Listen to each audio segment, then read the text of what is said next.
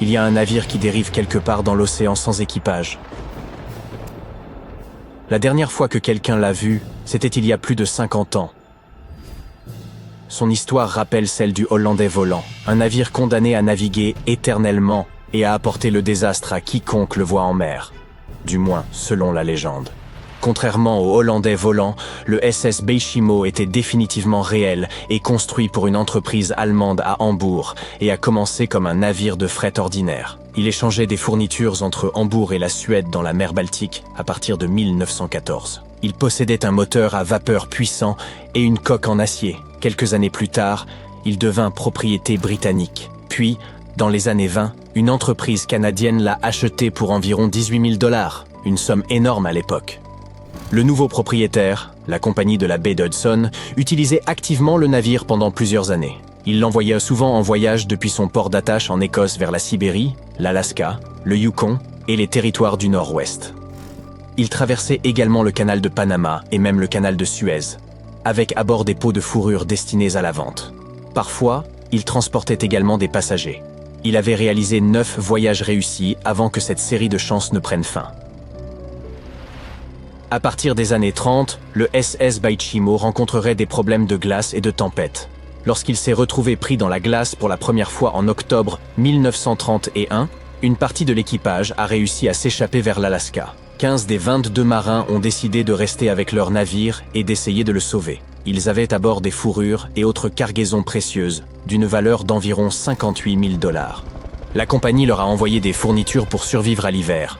Ils ont établi un camp près du navire à l'aide de trappes, de bâches et d'autres matériaux et ont déchargé la cargaison.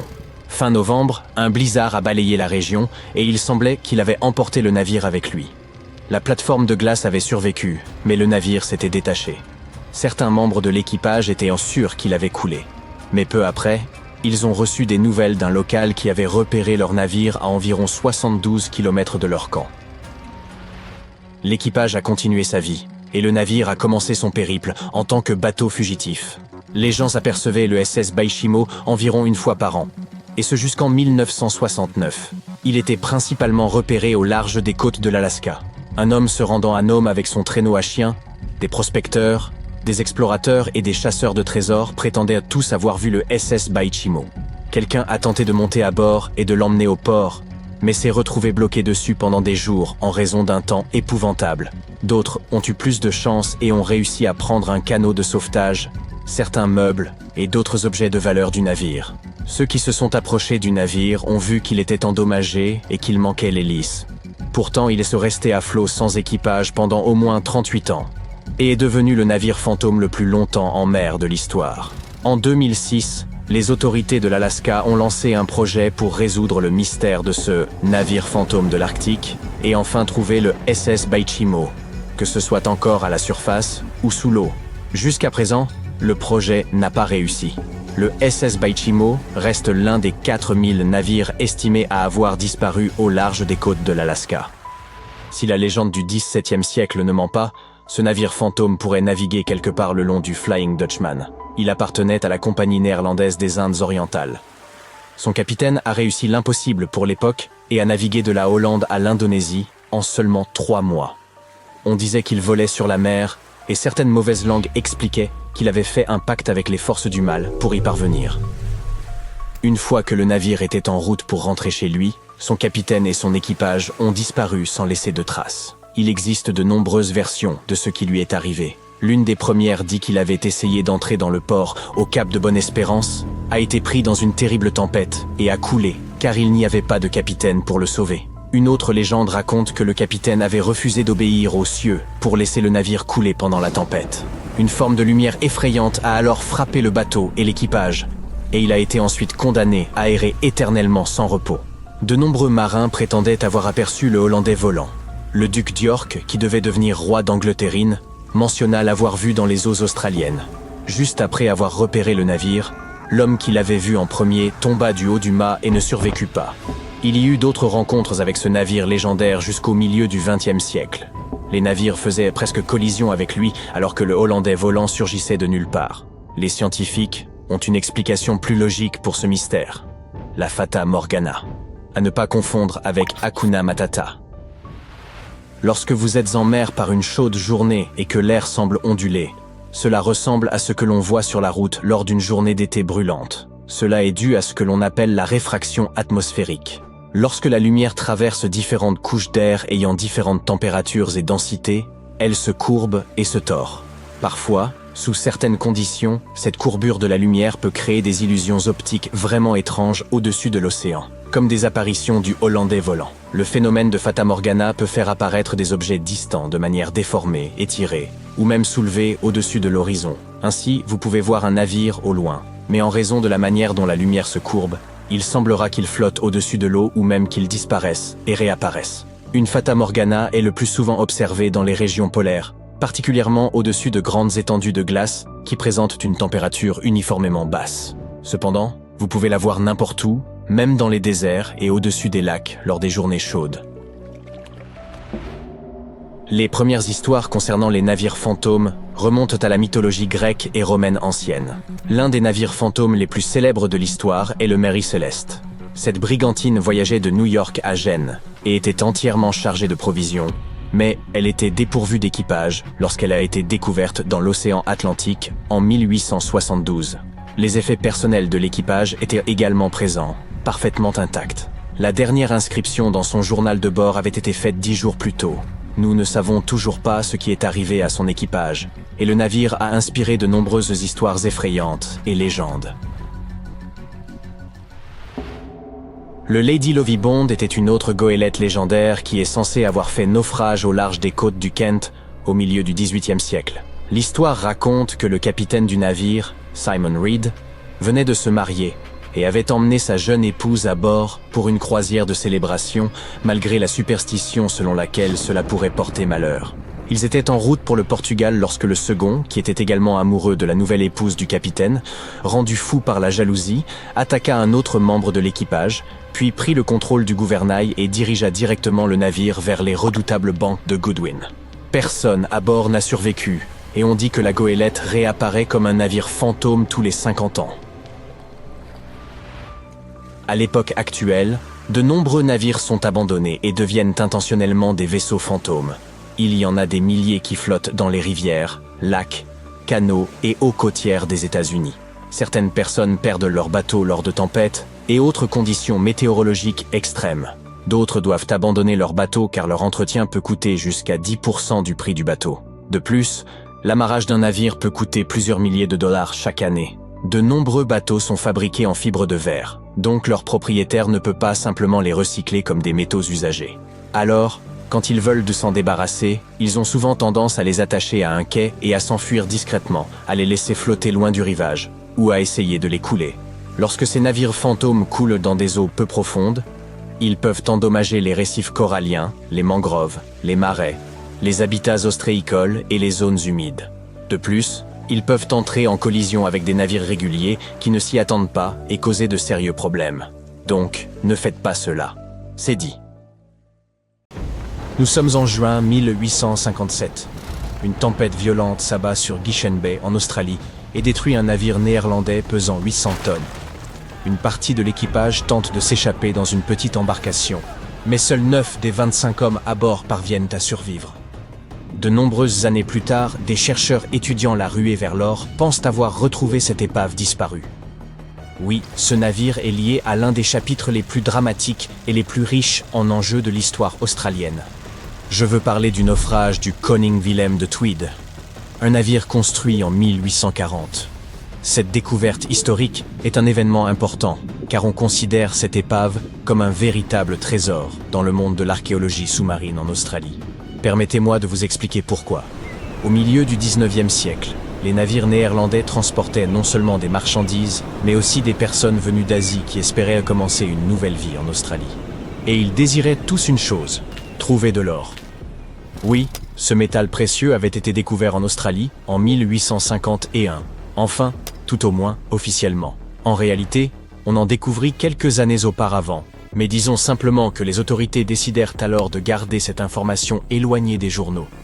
En tout cas, la grande découverte officielle eut lieu en 1851, lorsqu'un chercheur d'or australien nommé Edward Hammond Hargreaves mena une expédition dans la région de Nouvelle-Galles du Sud, et qu'il choisit de raconter à tout le monde sa belle découverte. Puis tout d'un coup, la ruée vers l'or commença. Les nouvelles se répandent vite. Les gens commencèrent à arriver de partout, Grande-Bretagne, Irlande, Allemagne, Pays-Bas, mais aussi de Chine. On estime qu'à cette époque, environ 20 000 Chinois firent leur chemin vers les champs aurifères du Victoria. En 1861, environ 3% de la population australienne était née dans ce pays d'Asie. La plupart d'entre eux venèrent de la région du sud du Guangdong, qui traversait une période vraiment difficile à l'époque. Ils avaient tout connu, invasions étrangères, inondations massives, graves pénuries alimentaires et ainsi de suite. De nombreuses personnes avaient tout perdu.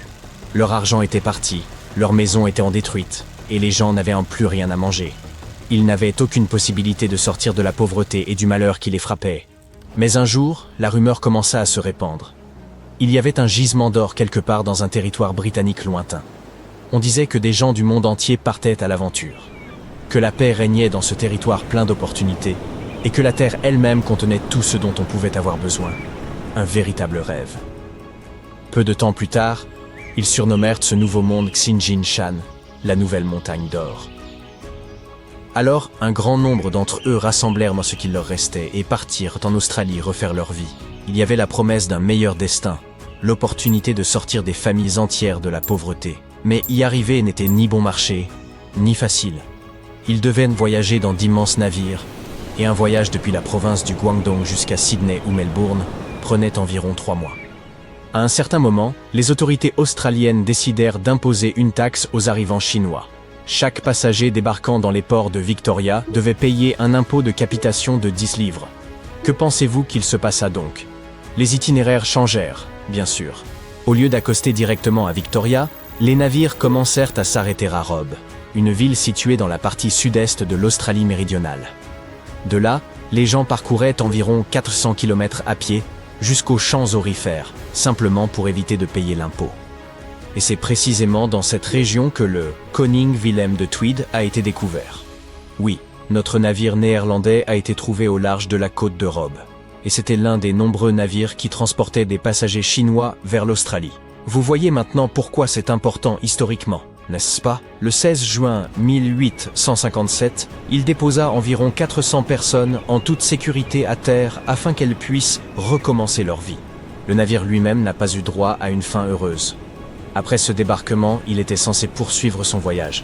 Mais alors, une tempête éclata. Le navire dut donc jeter l'ancre et attendre à Gitchen Bay. Le temps continua de se détériorer. L'ancre commença à dériver, et au 30e jour de juin, le navire était complètement perdu. Le capitaine, un certain Hendrik Giesen, décida d'agir rapidement. Il prit la décision d'échouer le navire dans l'espoir de sauver à la fois le bâtiment et son équipage. Mais il y avait un problème. Le navire vint s'échouer sur Long Beach, à environ 5 km à l'est de Robb, et il commença à se désintégrer rapidement dans la mer agitée.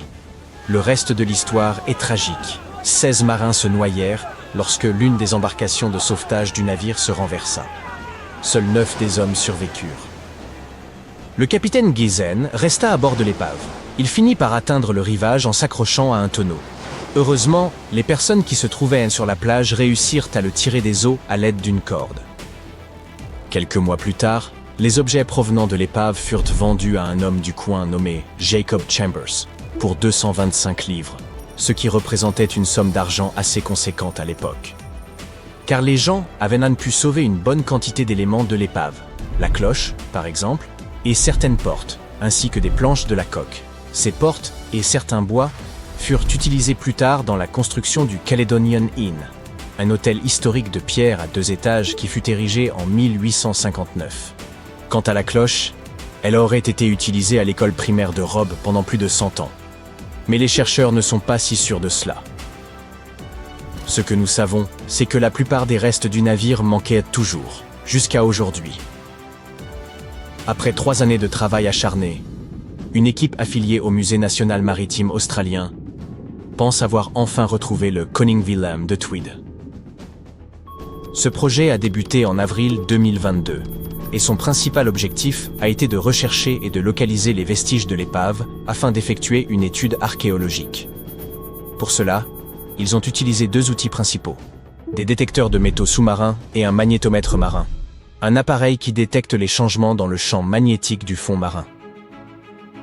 Bientôt, cette technologie a commencé à détecter tout un tas d'anomalies dans la zone où l'on pensait que l'épave se trouvait. Et par anomalie, je veux dire des signaux étranges, des indices que quelque chose était peut-être enfoui sous le plancher marin, caché sous... Durant des années, l'épave la plus précieuse au monde n'existait qu'au cœur des légendes. Jusqu'à aujourd'hui, elle a enfin été localisée, et parmi les restes du navire gisait un véritable trésor, estimé à 1,1 milliard de dollars. Pour en saisir toute la portée, il convient de remonter à l'an 1622. Cette année, le majestueux galion espagnol Nuestra Señora de Atocha quitta le port de la Havane, chargé de trésors appartenant au roi Philippe IV d'Espagne, ainsi qu'aux membres fortunés de l'équipage. Il s'agissait d'or, d'argent, de cuivre et d'émeraudes en provenance de Colombie, du Pérou, du Mexique et du Venezuela. La cargaison atteignait plus de 40 tonnes, et son volume était tel qu'il fallut 2 mois entiers pour l'acheminer jusqu'au navire. Celui-ci était également surpeuplé. 265 personnes se trouvaient à bord. Tout semblait se dérouler sans accroc, jusqu'à l'arrivée dans le détroit de Floride, où les ennuis débutèrent. L'équipage se retrouva égaré dans une nuit glaciale et tourmentée. Rapidement, un ouragan d'une rare violence les frappa de plein fouet. Les mâts furent brisés par la tempête, et des vagues gigantesques anéantirent le gouvernail. Bientôt, l'Atocha s'enfonça lentement dans l'obscurité des profondeurs. Cette nuit-là, la catastrophe entraîna pour Philippe IV une perte colossale. Mais plus tragique encore fut le bilan humain. Sur les 265 personnes embarquées, seules 5 survécurent. Elles parvinrent à se hisser sur le mât d'artimon. Seule partie du navire demeurait hors de l'eau. Face à la disparition de tant de richesses, les autorités espagnoles réagirent promptement en lançant une mission de récupération. 5 navires furent dépêchés pour repêcher la cargaison. Le plan semblait simple. Les trappes du navire étant restées solidement verrouillées, le trésor devait encore s'y trouver. Mais très vite, l'opération tourna court. À titre d'exemple, l'un des 5 navires s'échoua avant même d'avoir pu entamer sa traversée. Au final, les recherches s'étendirent sur 60 années, et de nombreux facteurs expliquent cet échec. Cela peut sembler dérisoire de nos jours, mais à l'époque, les plongeurs ne bénéficiaient ni des avancées technologiques, ni des dispositifs de sécurité actuels. L'exploration des fonds marins était périlleuse et, le plus souvent, restait vaine. En recherchant l'Atocha, les équipes mirent au jour les vestiges d'un autre navire, la Santa Margarita, considéré comme son navire jumeau. 1 mois après le naufrage, un second ouragan balaya la région. Le fond marin se transforma alors en un véritable puzzle, les fragments du navire étant éparpillés partout. La mission de récupération devint quasi irréalisable. Les Espagnols finirent toutefois par récupérer une part du butin de la Santa Margarita, mais celui de l'Atocha semblait perdu à jamais. L'histoire, pourtant, ne fut jamais oubliée. Puis, en 1969, soit plus de 3 siècles après le drame, un tournant décisif s'opéra. Mel Fisher, un plongeur chevronné spécialisé dans les grandes profondeurs, décida de changer le cours des choses. Ayant déjà passé une large partie de sa vie sous les mers, il dirigeait avec son épouse une école de plongée en Californie. Il rassembla alors sa famille, traversa le pays et prit la tête d'une nouvelle équipe de chercheurs. Leur objectif était limpide: retrouver le trésor englouti de l'illustre Atocha. Leur équipement se résumait à un simple bateau, quelques appareils de plongée et des détecteurs de métaux. Pourtant, cela leur suffit pour se lancer. Ils concentrèrent leurs efforts sur la région des Matcomb Keys, mentionnée dans plusieurs documents du XVIIe siècle. Au cours de la première année, ils parcoururent plus de 160 000 kilomètres, sans rien découvrir. Leur quête ressemblait de plus en plus à une chimère.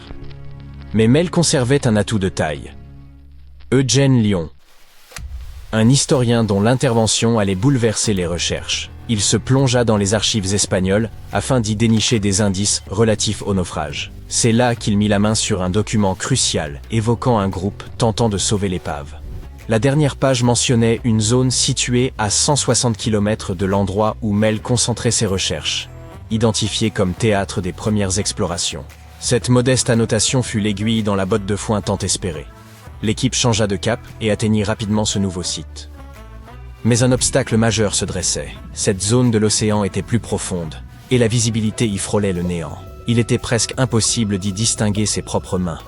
Toutefois, Mel savait affronter les difficultés liées à la plongée, et conçut une solution à la fois simple et ingénieuse. il équipa le navire de 2 tubes géants, surnommés boîtes aux lettres, placés devant les hélices.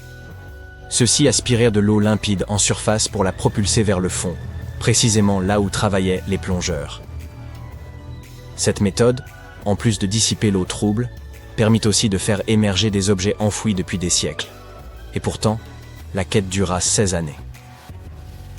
Durant cette longue période, Fisher mit au jour de nombreux objets perdus. Puis, en 1971, une immense ancre fut découverte.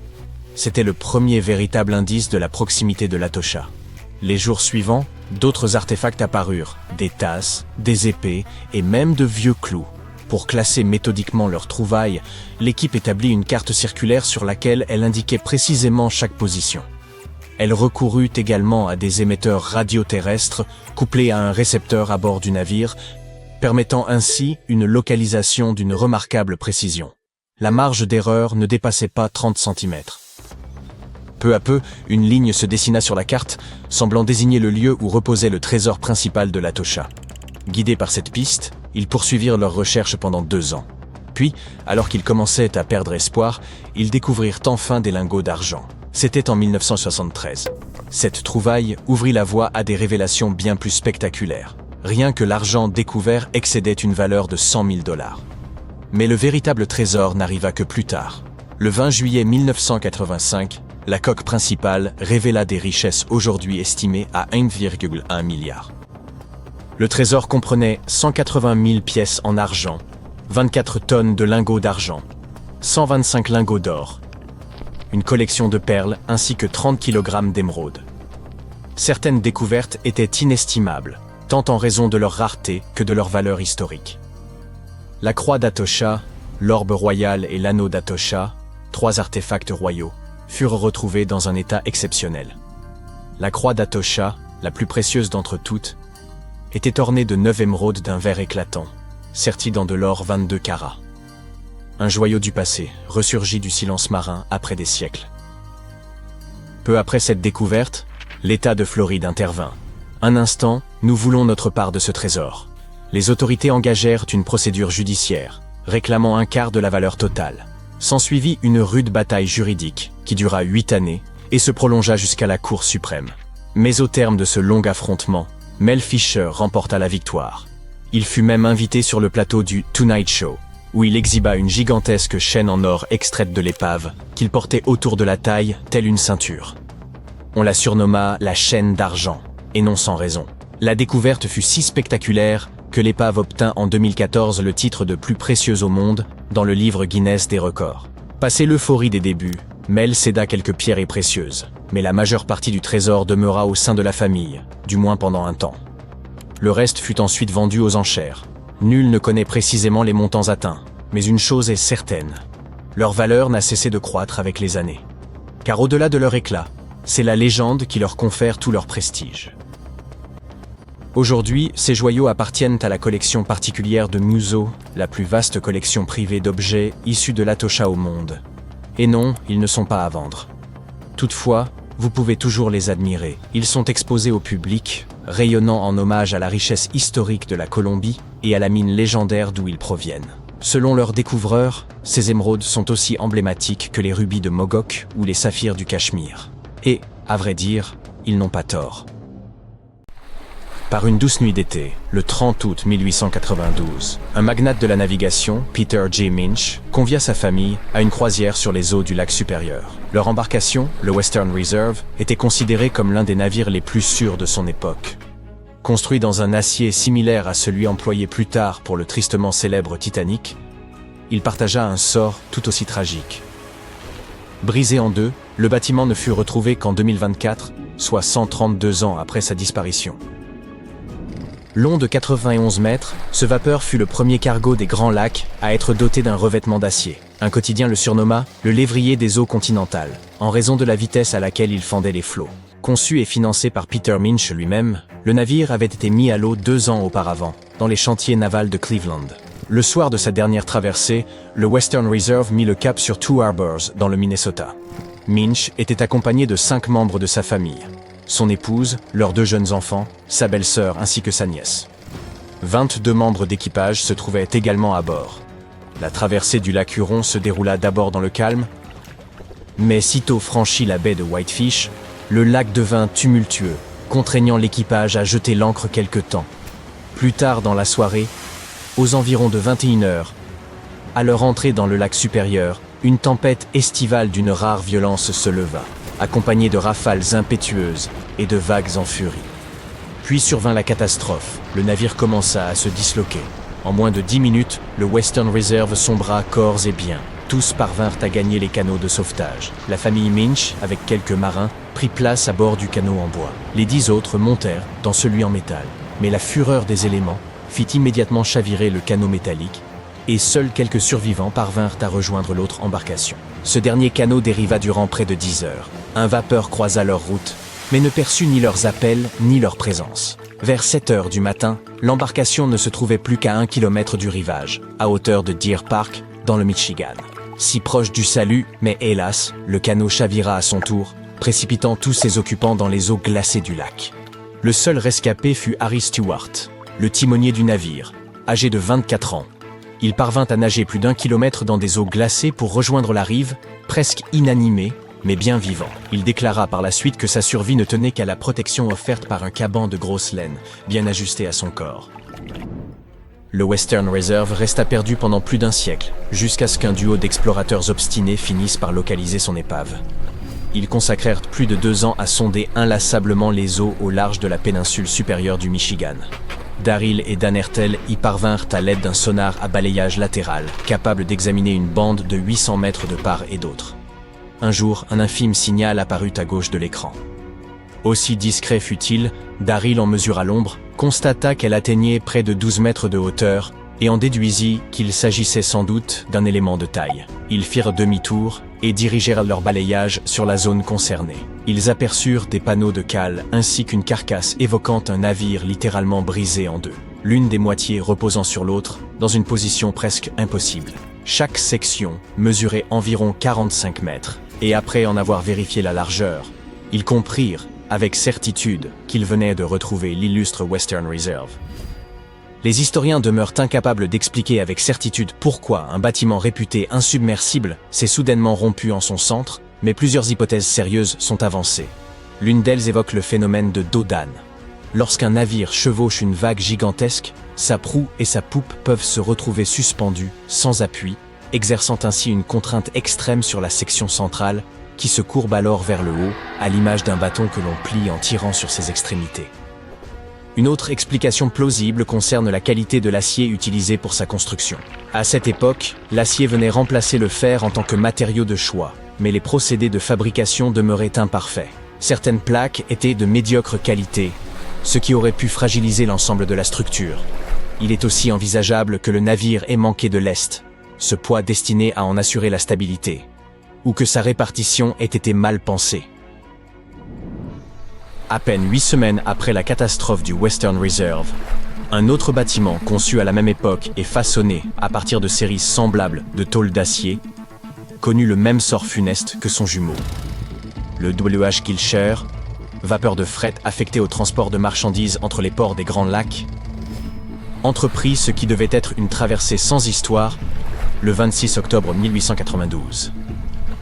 Chargé de plus de 3000 tonnes de charbon, le navire quitta le port de Buffalo, en direction de Milwaukee, sous le commandement du capitaine Leeds H. Weeks. Il naviguait avec un équipage de 18 hommes. Le voyage s'annonçait sans encombre et dans l'après-midi du 28 octobre, le navire franchit le détroit de Mackinac avant de pénétrer dans les eaux du lac Michigan. Il était attendu à Milwaukee le 30, mais n'y parvint jamais. Une tempête d'une violence extrême s'abattit les 28 et 29 octobre sur les lacs Michigan et Huron, bouleversant les itinéraires de nombreuses embarcations. Lorsque le temps se calma enfin et que les navires commencèrent à rallier les ports, les premières pièces du drame du W.H. Gilshire furent réunies. Un capitaine, croisant non loin à bord de sa goélette, rapporta avoir aperçu un grand vapeur luttant contre les éléments à quelques 30 km au nord-ouest de l'île de North Manitou, le 28 octobre, aux environs de 20 heures. Le bâtiment paraissait sans défense, sans signe de vie à son bord. Peu après, un autre capitaine découvrit des débris, meubles et fragments d'un pont de navire, dérivant près de l'île de South Manitou. 2 vapeurs supplémentaires repêchèrent des morceaux de la timonerie du W.H. Gilcher dans cette même zone. Il devint alors évident que le cargo avait succombé à la tempête. Et hélas, aucun membre de l'équipage ne survécut. Les Grands Lacs constituent depuis longtemps un foyer majeur de naufrages maritimes. Entre 6 000 et 10 000 épaves y ont été recensées depuis le XVIIe siècle. En 1679, le Griffon fut le premier navire européen à y disparaître sans laisser de traces. Parti de Buffalo, dans l'État de New York, à destination de Green Bay, dans le Wisconsin, il avait traversé le lac Erie, la rivière Détroit, le lac Sainte-Claire, puis le lac Huron, avant d'atteindre le lac Michigan. Après avoir accosté à Green Bay, le bâtiment entama son voyage de retour, et ne reparut jamais. En 1975, l'un des naufrages les plus emblématiques survint lorsque le gigantesque minéralier de 222 mètres, le SS Edmund Fitzgerald, sombra dans le lac supérieur, lorsqu'une tempête automnale, initialement prévue bien plus au sud de son itinéraire, remonta brusquement. Un autre cargo, l'Arthur M. Anderson, suivait sa route et resta en contact radio constant avec le capitaine du Fitzgerald, Ernest McSorley. Dans l'après-midi du 10 novembre, des vagues déchaînées s'abattaient sur le pont, et des bourrasques dépassant les 130 km/h secouaient violemment les 2 navires. À 19h20, l'Anderson perdit le contact radio avec le Fitzgerald qui avait disparu des radars. Aucun signal de détresse ne fut émis. Aucun avertissement ne précéda sa perte. Le gigantesque bâtiment s'était littéralement volatilisé.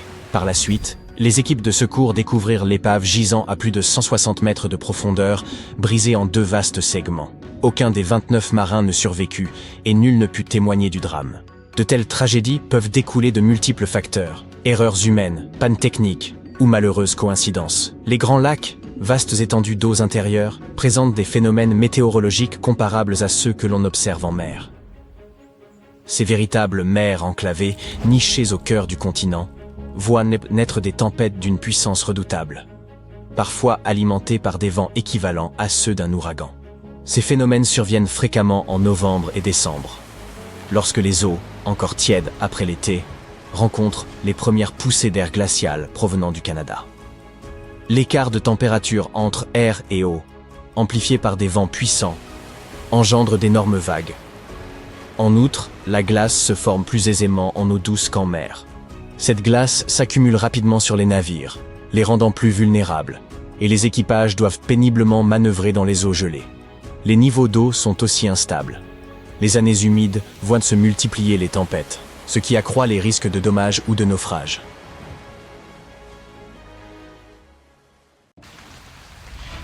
Quoi qu'il arrive, ne t'arrête pas, on y est presque.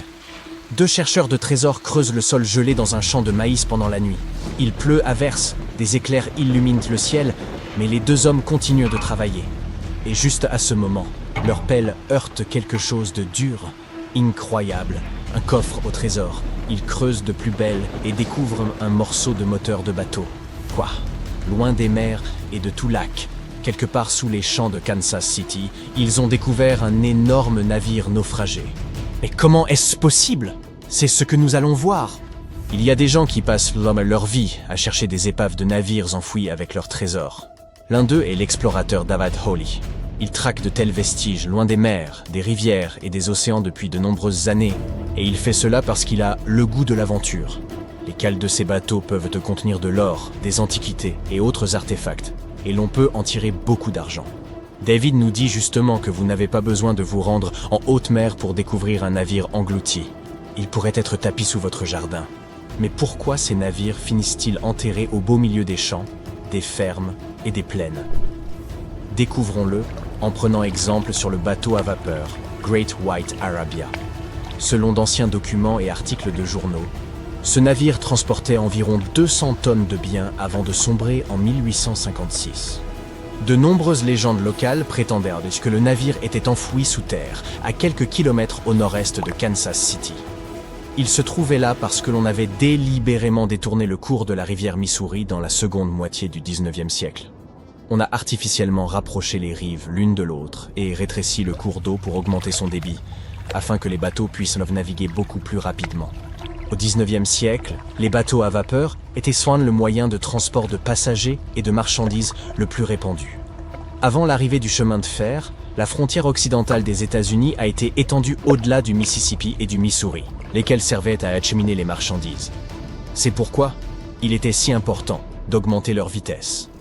Ainsi, le 5 septembre 1856, l'Arabia naviguait le long de l'estuaire, quand il a heurté un tronc d'arbre dépassant de l'eau. Celui-ci a perforé la coque, inondant rapidement le navire. Heureusement, tous les passagers ont été évacués. Mais le bateau à vapeur et sa précieuse cargaison ont terminé au fond du Missouri en quelques minutes. Plusieurs années s'étaient écoulées. Tout le monde avait oublié le navire. Pendant ce temps, le cours du Missouri avait changé, mais l'Arabia demeurait sous son lit humide et boueux. Le niveau du sol au-dessus s'est élevé peu à peu, et le sol a perdu son humidité. En bout de compte, plusieurs décennies plus tard, on a fini par planter un champ de maïs au-dessus du navire englouti. Dans les années 80, un fermier possédait ce terrain, et il n'avait aucune idée de ce qui y était caché. David Hawley a soigneusement étudié l'histoire des épaves américaines. Il savait que des centaines de bateaux à vapeur avaient sombré un peu partout dans le Missouri. Mais, par-dessus tout, il s'intéressait à l'Arabia, car des rumeurs prétendaient qu'il était rempli d'or et d'autres objets de valeur. Les champs de maïs du Missouri étaient vastes, mais David Hawley savait comment les sonder. Il s'est mis au travail en 1987. Avec son frère et son père tout d'abord, ils ont collecté toutes les vieilles coupures de journaux qu'ils ont pu trouver. Ils recherchaient non seulement des informations sur ce bateau à vapeur, mais aussi des cartes d'époque de la rivière Missouri. Ils en ont suivi les changements, comparé les dates et identifié une vaste zone où le bateau à vapeur aurait pu sombrer. Ensuite, ils ont eu recours à des tests électromagnétiques et d'autres techniques géologiques pour analyser le sol et trouver le bon endroit. Ils étaient à la recherche de variations dans l'humidité et la densité du sol. Puis, ils ont balayé la zone avec de puissants détecteurs de métaux. Ainsi, à l'automne 1988, ils avaient enfin déterminé l'emplacement du bateau à vapeur. L'Arabia mesurait la taille d'un terrain de football. Le gigantesque vaisseau gisait 14 mètres sous terre, soit 4 étages plus bas. Mais avant d'entamer les fouilles, ils ont dû demander l'autorisation au propriétaire du champ de maïs. Pour le fermier, cette nouvelle a été une sacrée surprise. Il a accepté, mais à condition que les fouilles soient terminées d'ici au printemps afin qu'il puisse semer une nouvelle récolte. Excaver un gigantesque navire en plein hiver est beaucoup plus difficile et coûteux qu'à d'autres périodes. Cela implique des coûts supplémentaires pour l'équipement, l'électricité et le chauffage. L'équipe a travaillé jour et nuit et ils ont financé les fouilles de leur propre poche. Chacun a investi plus de 10 000 $ et a dû contracter un emprunt.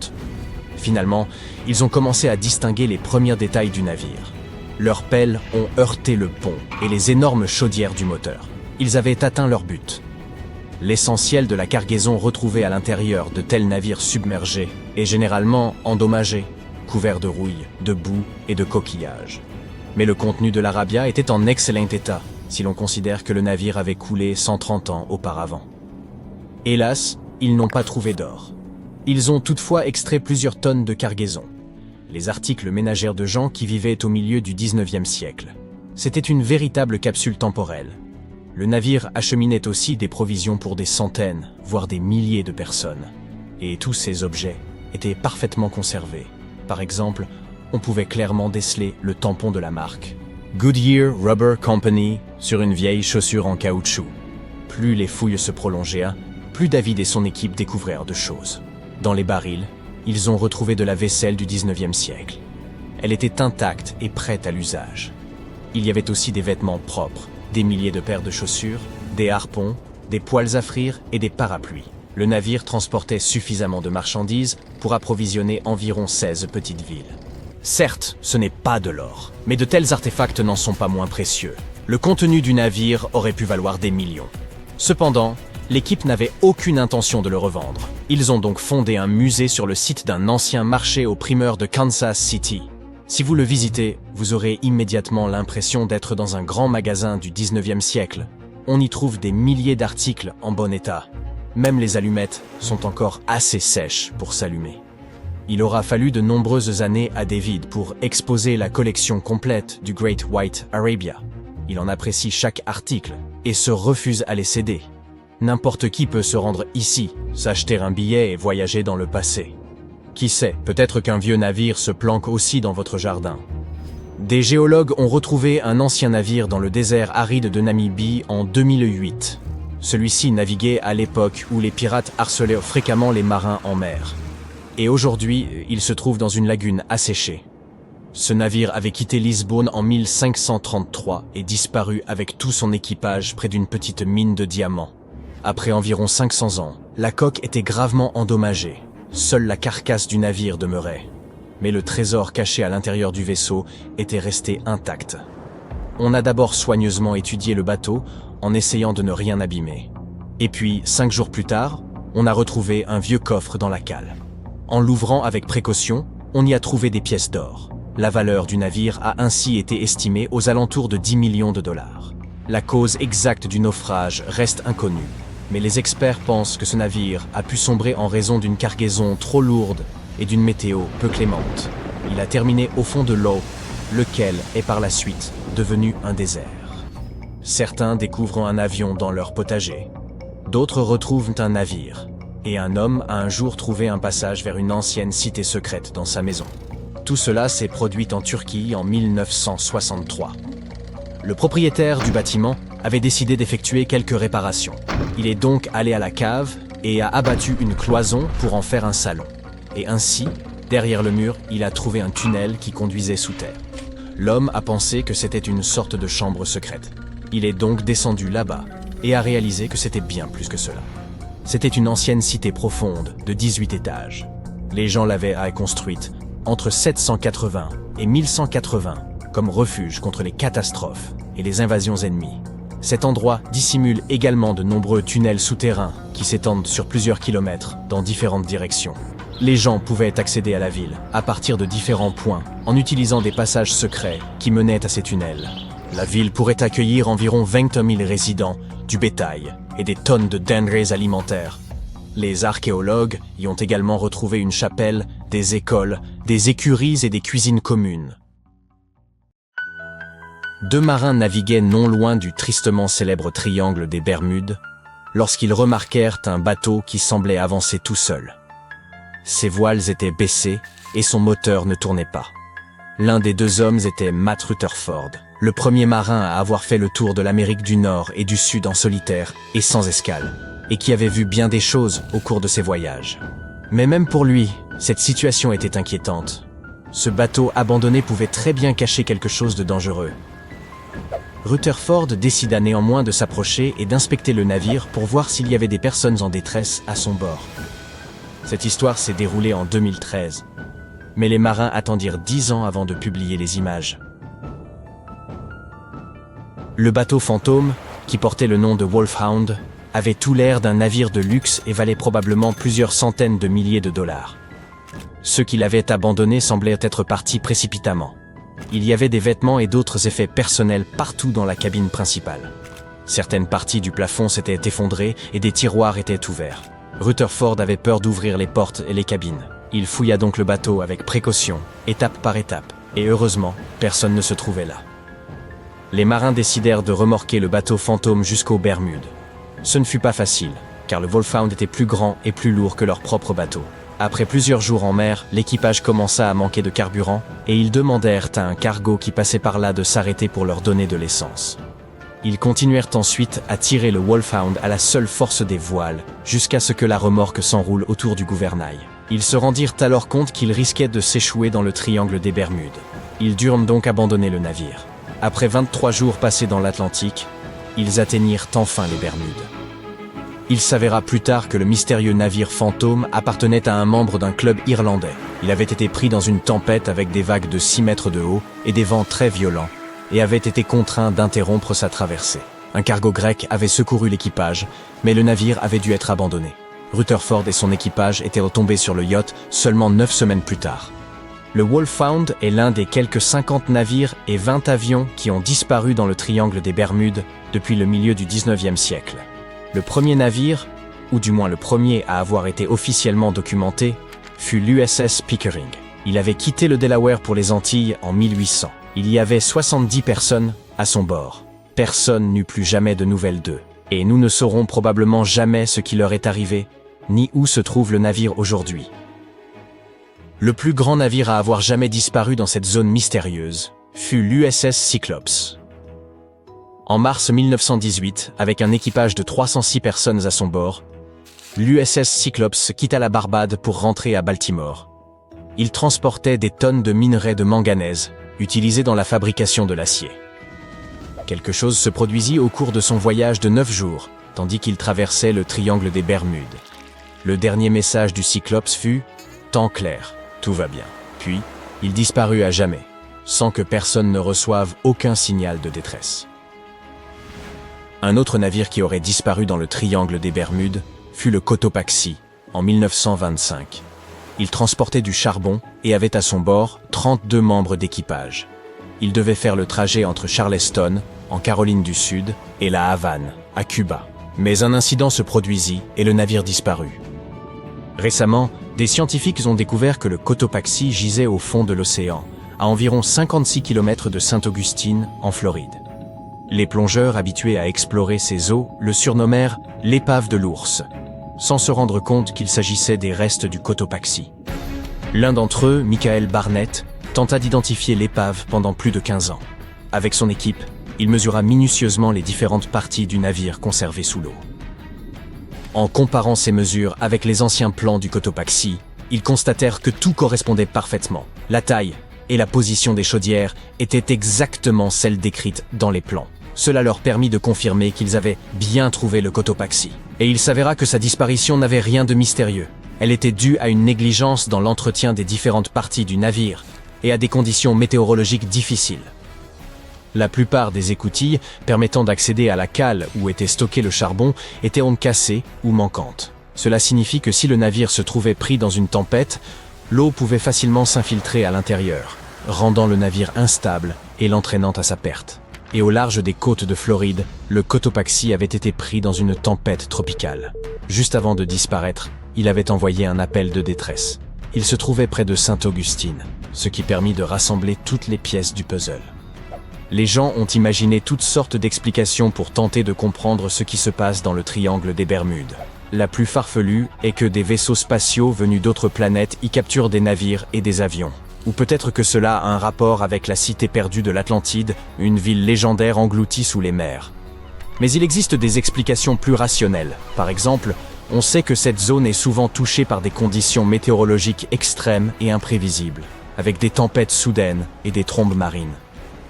Depuis des centaines et des centaines d'années, les marins racontent des histoires de vagues géantes qui semblent surgir de nulle part dans pleine mer. Ce qui tenait autrefois du conte a aujourd'hui été démontré par des images satellites témoignant de vagues monstrueuses, certaines atteignant plus de 30 mètres de haut. Les tempêtes provenant du golfe du Mexique peuvent frapper la région du triangle des Bermudes et créer des vagues elles aussi très violentes et imprévisibles. Des scientifiques ont construit une maquette de l'USS Cyclops et l'ont placée dans un simulateur de vagues. Ils affirment que même une vague scélérate de 15 mètres de haut aurait suffi à renverser ce navire. Son fond était plat et il était moins stable, donc plus susceptible de chavirer. Le plancher océanique présente également un relief vallonné, ce qui peut être dangereux si un vaisseau n'est pas piloté avec précaution. Parfois, des problèmes peuvent survenir au niveau des moteurs, des systèmes de communication ou d'autres équipements. Si un avion ou un navire rencontre un problème mécanique loin des côtes, obtenir de l'aide rapidement peut être très difficile, surtout si les équipes de secours sont loin.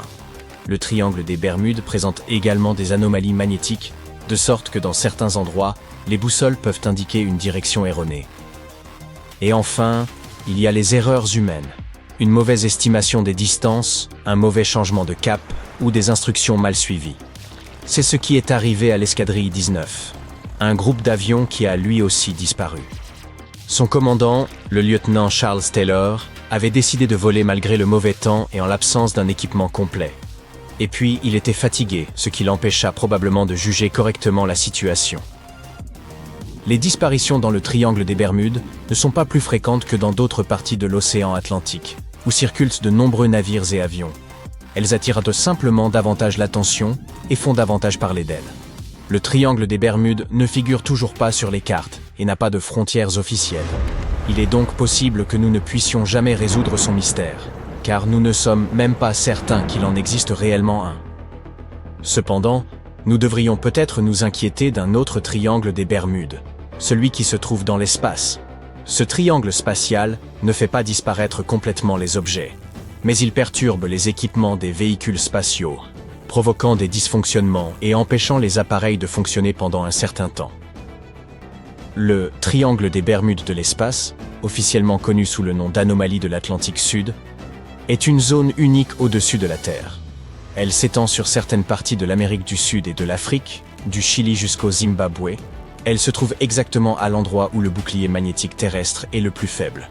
Lorsqu'un satellite traverse cette zone, des milliers de particules à haute énergie, en particulier des protons, viennent en frapper chaque centimètre à chaque seconde.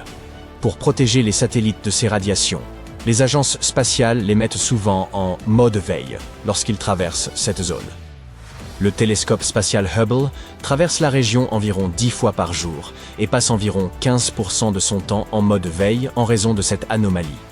Même les astronautes de la Station spatiale internationale, qui voyagent également près de cette zone, doivent prendre des précautions contre les radiations. Certaines parties de la station, comme la cuisine et les zones de couchage, sont équipées d'un blindage supplémentaire.